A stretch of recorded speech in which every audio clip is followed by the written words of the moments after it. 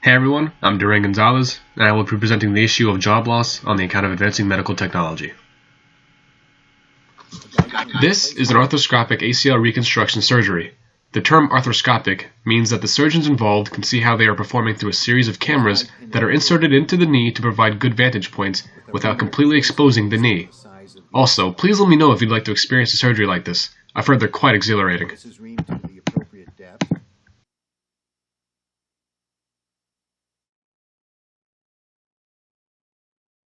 I like to compact the bone in the tunnels with the dilator. I think this allows for better purchase of the screw that will be used to hold the ACL graft in the tunnel while it heals. Yeesh. This is pretty gruesome, ain't it? You guys will probably appreciate the next video. It's notched to create a pilot hole for later screw placement. The femoral tunnel is as far back in the notch as possible. Now I'm showing you the delicate touch of the Da Vinci surgical robot. It is demonstrating its careful hands on a grape. The grape's outer membrane was removed and now needs to be stitched back on. This is just one of the many functions that the Da Vinci system does incredibly well. It is accurate, well articulated, and is very careful for a robot without emotions. The surgeries are carried out in separate environments to maximize the bacterial safety precautions that reduce the risk for infections.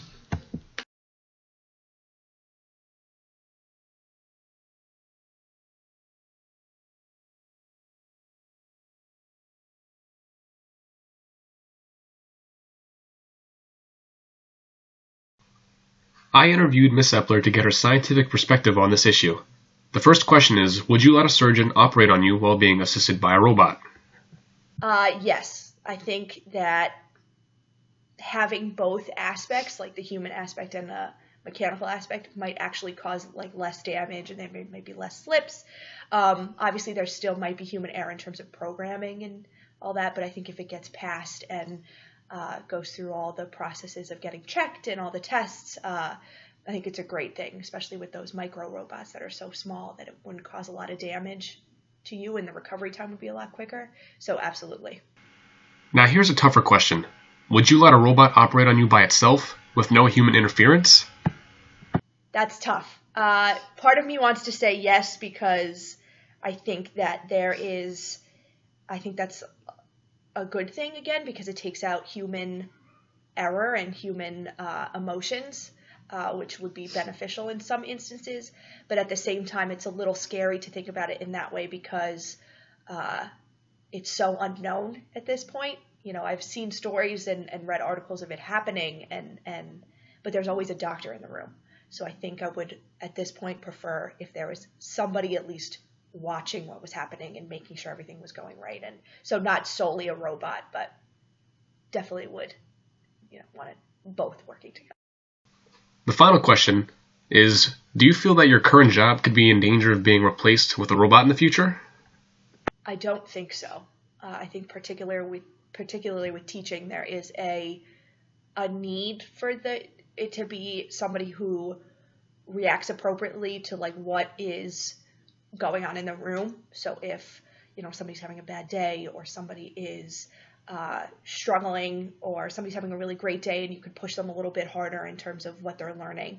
And I think robots are not at that point that they could receive that type of information and respond appropriately, especially with a room of a lot of different emotions and things that are going on with people. So at this current moment, no, I don't think that my job is going to be taken by a robot. Now we'll be interviewing the moderators of the medical club for the medical input they could contribute to the matter. The first question is, would you let a surgeon operate on you while being assisted by a robot? I'll answer first. I would definitely let them do it because it'll be under their supervision and they will have had practice before, just like they know how to work it, so they'll be confident in doing what they're doing. Well, I would say the same thing. It's kind of the best. It's a definite yes because it's the best of both worlds. Like, just the robot by itself, it could be like there could be some glitches or malfunctions, but with a human utilizing it and with practice, like it could be really good. Yeah, we just on prep day we went to go and look at a surgery viewing. It was a robotic surgery viewing, and yeah, absolutely. It's really the human that's driving the robot, and it's just a tool, and they they make sure that it's working appropriately. They have lots of practice with it beforehand, and it's for the benefit of the patient. It's less invasive, and I would do it. I will repeat the same tough question that I asked Ms. Epler earlier.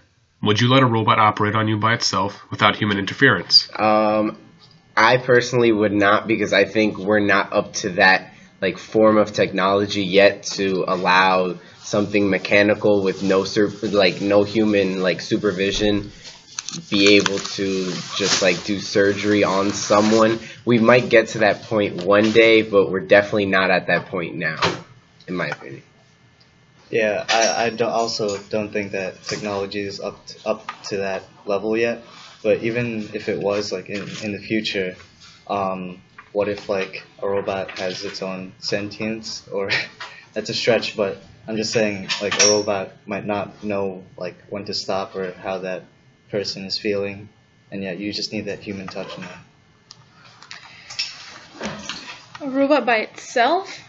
In the future, probably. Like if it's a proven method where there have been successful trials and many successful trials and other patients that have gone through it, yeah, I think I would. I think they're doing. This was one of the questions that someone asked during that surgery viewing, and I think when there's bone surgeries, they kind of do have like the computer program because they can do more precision cut, and so things are moving in that direction. And if I was in the future, I probably would. Here's a new one.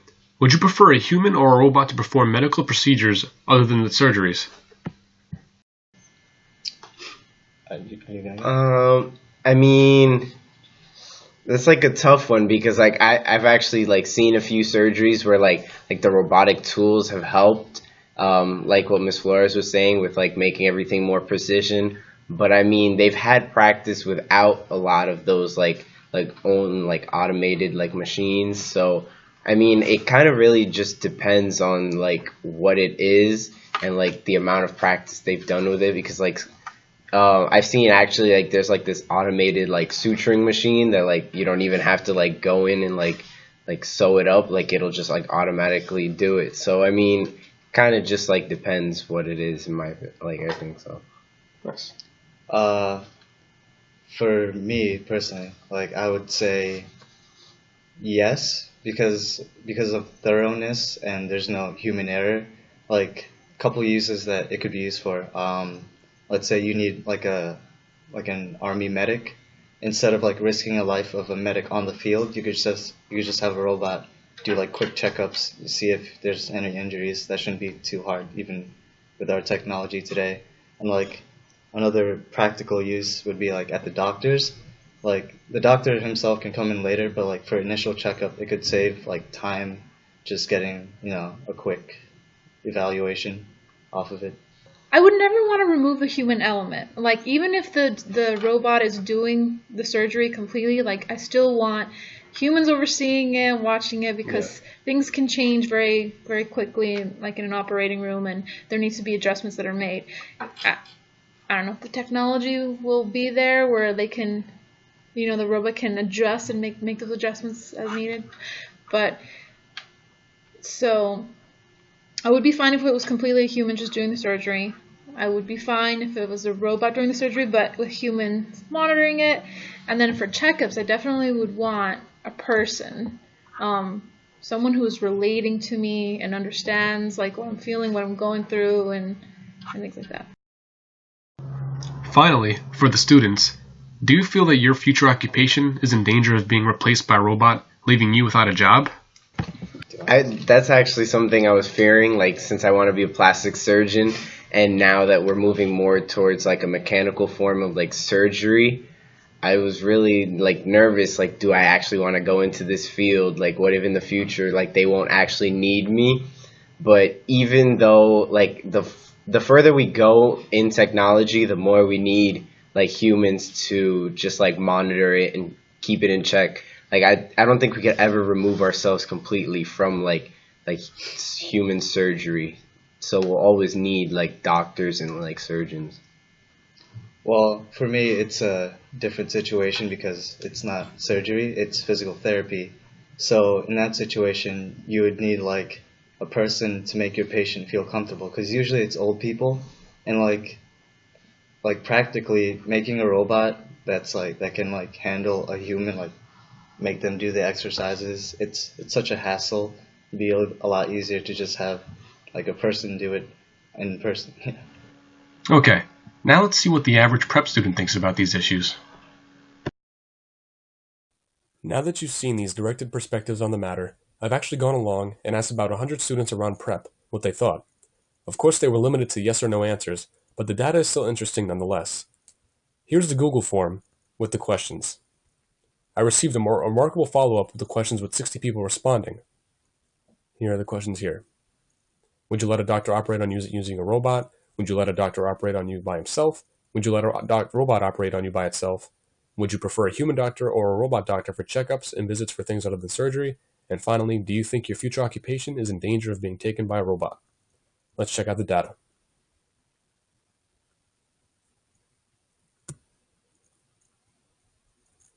So first, as you can see, most people would prefer the surgeon and robot team to operate on them.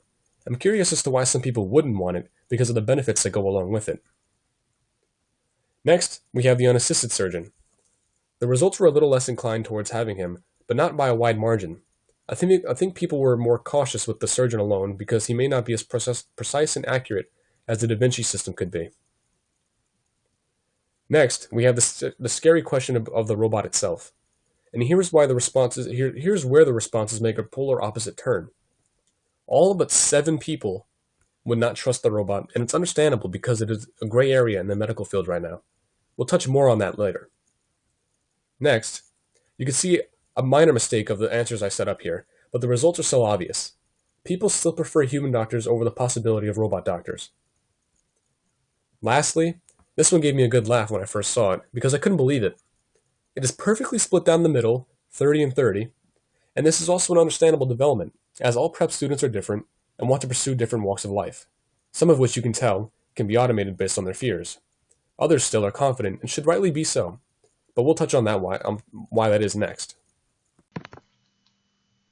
Hey everybody, it's Duran Gonzalez, and just like to start this off, welcome to my house, Casa de Gonzalez. We'll be joined here by my buddy Green Owl here.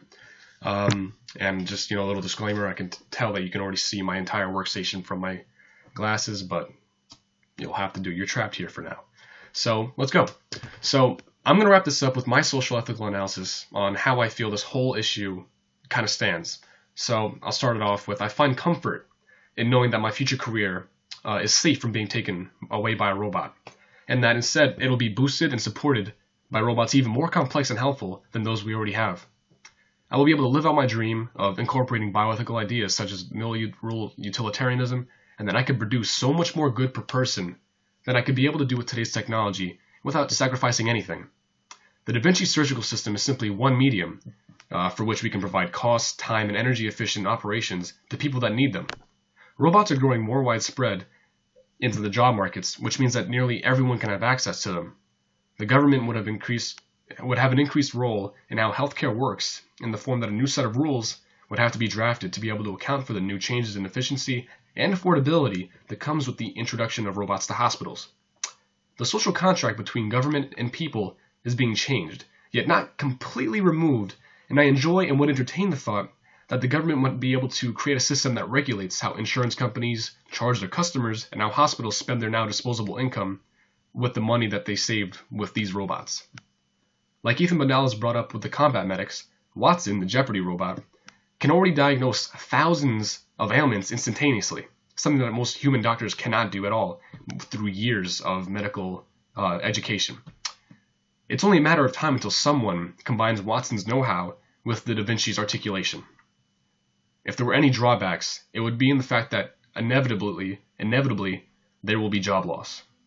But it will be coupled and counteracted with a job increase from the government programs and industry that will be needed to make these robot dreams become a reality. It's been proven over the past 140 years that when there is a technological leap that may threaten jobs, eventually the job market flourishes because more people can do the job that once only a few could do. And now this comes with a higher profit and a lower cost. If I can see the good in how this will affect humanity's health system and economic system, Doctors that have a true passion for their job and how they do it will also see the benefit in this work. And lastly, for those doctors that can't see the potential success, well, that just means more patients for me. Thanks, guys.